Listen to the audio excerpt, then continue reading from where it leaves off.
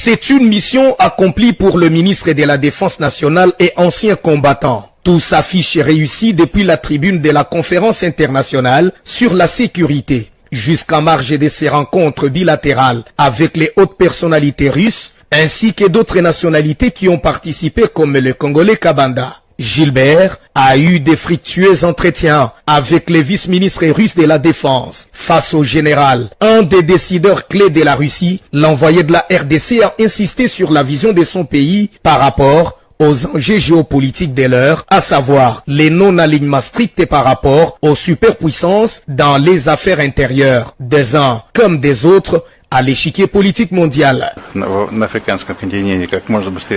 République démocratique du Congo, c'est un partenaire vraiment très important.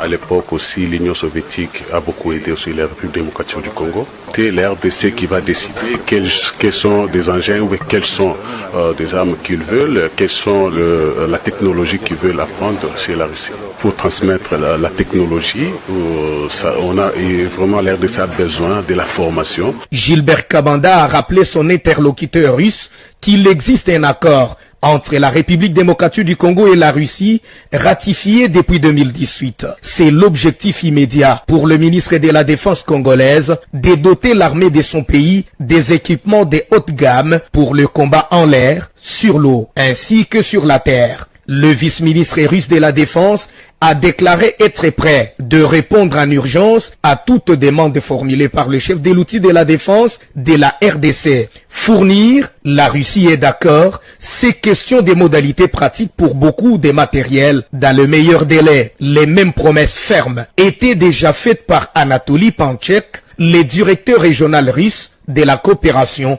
à Gilbert Kabanda.